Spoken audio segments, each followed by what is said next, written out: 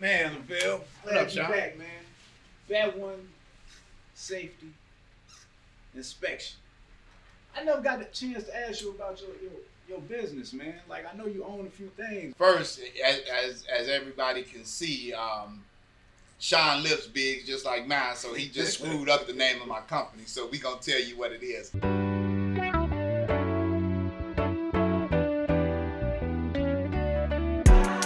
If I can't say it here, I can't say it anywhere. If I can't say it here, I can't say it anywhere. If I can't say it here, I can't say it anywhere. If I can't say it here, I can't say it anywhere. If I can't say it here, I can't say it anywhere. If I can't say it here, I can't say it anywhere. It's VAT1 Consulting. It's VAT1 Safety Consulting. And what we do is we consult. Oh, you ain't gonna dock my pay on this haircut, is you? No, sir. I need No, all sir. the money No, sir. tonight. No, sir. Some singles if you got it, man. Take it for the ladies out Right, there. right. I'm like crime. Crime don't pay no way. So, so what we do, and this is just the newest venture that a really close friend and I have created. Her name is Vicky, and Vicky and I created VAT1 Safety Consulting based on what she has been doing for over 30 years. My idea behind the company was that I always wanted to be in a position to write my own check, right? So no matter where you go or what you're doing, a company that you work for, if you die, something happens to you, they'll replace you the very next day. Man, I can't find a new barber like that. They got at least come to, put some glitters next to me, take a picture of what they used to look like when I cut it. It was the barber that trained you. It's going to be another barber that'll come in after you, right? And that's the reality of just business, period. So in the process of you starting a business and you and Vicky being jammed before y'all got to the point, who were some of your mentors, man? You had to see somebody. Something had to be, because you're somebody else's motivation for the generations behind you. Wow. So you had to have now that's humbling, somebody. but thank you. Yeah, man. So the pimps, the players, the hustlers. No, I'm just you ain't lying, no. So like the way pimps dress. Right. Money. And I'll get back to that in a second. But one of the most important figures for me in terms of being my own boss was my grandfather. So my grandmother and grandfather. My grandmother physically gave birth to 21 children. And same man, same woman. My grandfather was the father of all 21 children. So he had to do something to feed them. Wasn't no regular job gonna do it, right? I was about to say, you said that cat has 21 children. That's all. Right. Got a bunch of grand people in there. Right. 21 there. Just put a line of people out there real quick. Man, listen, and I've never seen the struggle. And there might have been struggles, but I've always seen my grandfather be a provider. And whenever I went to spend time on the weekends or anything like that, I always seen him working for himself. I always seen people coming to him. And him not having to ask somebody else for money, him not having to wait on his money, it was always there when the job was done. That was important to me. You ever had to whoop you or something, man? Cause you had so many jobs. I don't know if you had the energy to keep y'all in line. Well, actually, I'll tell you a funny story. So my grandfather, not only was he a master welder, he also had a garden in the back of the house on 103rd Street, right off 103rd and Normal. And my uncle and I have an uncle that's 6 months younger than I am. We were playing in the backyard, and before my grandfather left that day, he said, make sure y'all don't get that ball in my greens or step in my greens. So me and my Uncle Tiger, we still back there playing and kicking the ball around. Now, mind you, we done stepped in the greens about 3-4 times, right? But we tiptoed. We thought we was tiptoeing over in the greens to get the ball out. Right. We thought wasn't no footprints.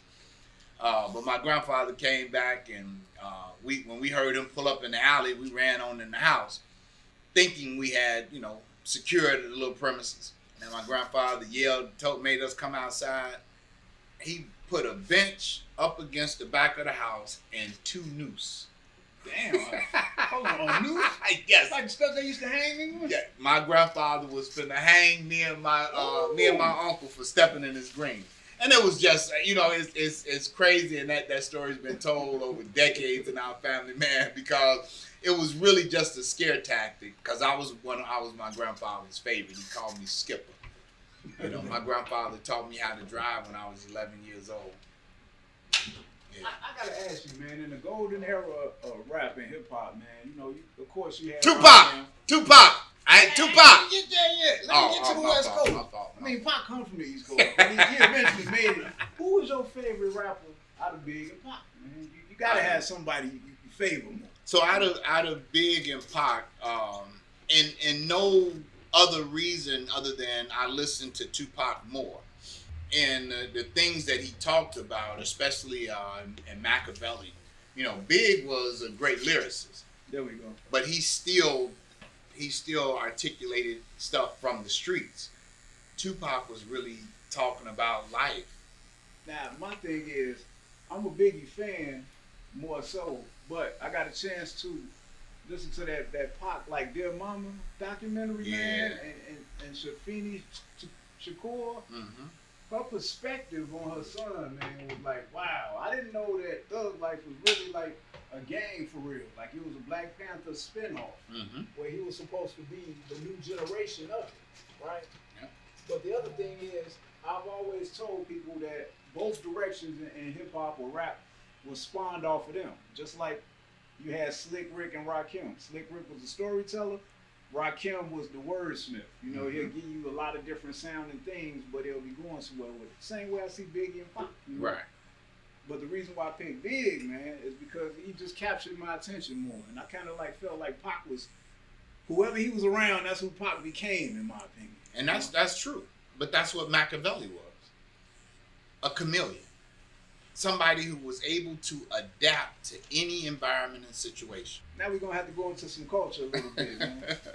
If you was in your Sunday's best, what would it look like? Gators, something dead on the top, slick on the bottom? Would it be a suit where it's like it matched? Two-piece, top and bottom? Candy apple. I can see you do candy apple, man. Now back in the day, that's what I wore. I was I'm from the west side of Chicago. I'm from Chicago Avenue in Pulaski, and I had a personal relationship with the Bishop Magic Don Juan. Okay. And all the guys of that era. So there was a time when I wore gaiters and suits that matched and all that kind of stuff. And I have to shout out my man Lamar Giles. Okay. Lamar is a master tailor. His clothing line is called Designs by Lamar. He actually did Shaquille O'Neal's suit and Shawnee O'Neal's dress for their wedding. And that was a lot of material they had to use. Yeah, right. Right. I think that guy wear like 32 in the shoes alone. Yeah. So today when it comes to suits, I like something that's I don't wear the tight clothes that the guys are wearing nowadays. I like something comfortable. But so your cuffs got to flow. You know what I'm saying? Yeah. My clothes. You don't be scared it might get dirty or something. You hop out the car wrong, or you know what I'm saying. You take a little long on that step, and the back just drag on the ground. No, because I don't have them like that anymore. Gotcha. So, who's your favorite band of all time, man? Cool. Whispers. Okay. Yeah, and I remember growing up listening to a song Olivia. Oh yeah, man.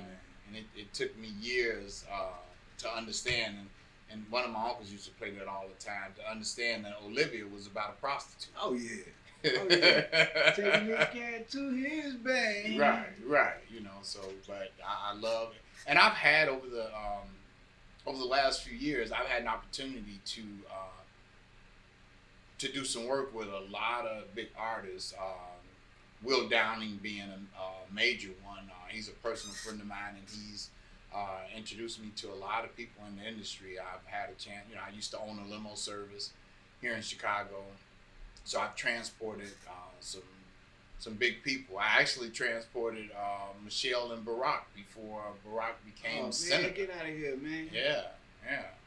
Did he have a real lining back then, or what? Well, he was getting size done for the White House. He right. scared nobody. At the time, I didn't know who he was. It just I knew I was, driving around the executive or somebody that was high up at University of Chicago. Same thing with Michelle. And then I used to own an advertising agency back then called LawMo Advertising.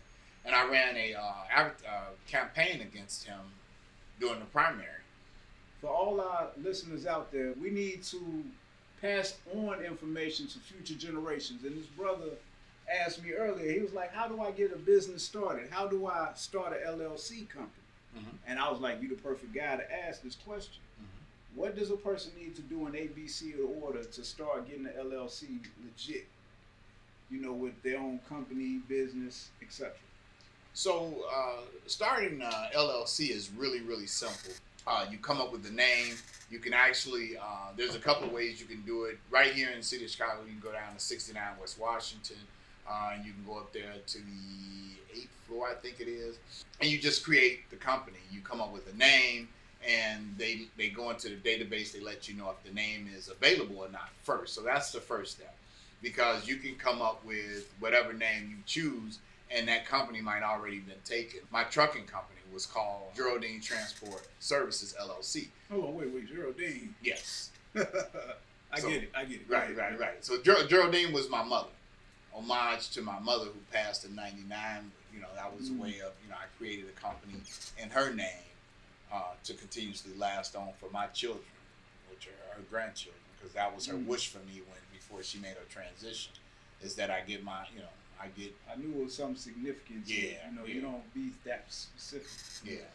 So in getting our LLC started, so you can do a number of ways. You can go down there and do it. You can do the legwork, or you can just pull up the computer because of Google. Google is so, man.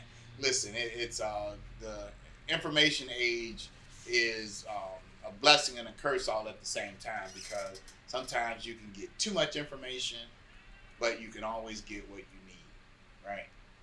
Okay, I'm last question, man. So I know you got a show tonight, man. I know you may do some public speaking, comedy, etc. I know that you get a microphone, you get up there and do the food. Could you tell us where to find you at? Because I mess it up. I'm lousing it up now. I don't even see.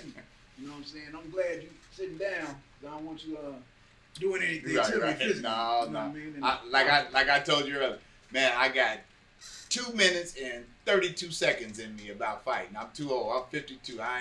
Ain't nothing happening. So I be trying to hold on to that little 2 minutes and 38 seconds for somebody who really need it, right? But with a couple other partners of mine, we started a company called Say Something Else. So Say Something Else it was kind of based on that Friday thing with Pink. Right. Say something else. So we kind of, and the thing behind Say Something Else is you've been saying the same thing all your life, so say something else. We do spoken word. I'm the host. I'm the resident host of Say Something Else. And I'm also a stand-up comedian. My stage name is Therapy Johnson. And I came up with therapy because comedy is therapy. Facts. It's always said that laughter is medicine, right? Some people talk about music, but I know one of the things that has helped me through a lot of trying times is laughter. Laughter always soothes the soul. So I get up and be silly most of the time, man. That's what I open my eyes acting crazy.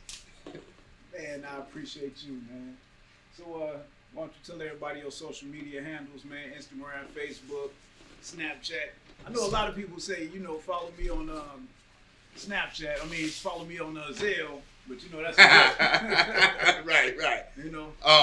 But you can find me at so my personal name, and I don't say government because I hear people all the time say my government name. I don't have a government name. My mother and father gave me my name, not the government. My name is Lavelle Dushaun Johnson Sr. You can find me on Instagram, Facebook, all the other social media. Then you can also find me at Therapy Johnson. And you can also follow us on Say Something Else LLC. You can also follow us at That One Safety Consulting for all your safety needs. Thanks, I appreciate it. Well, I thank you. and you got to come and grace the stage I'm tonight. gonna be there tonight. I definitely got me about.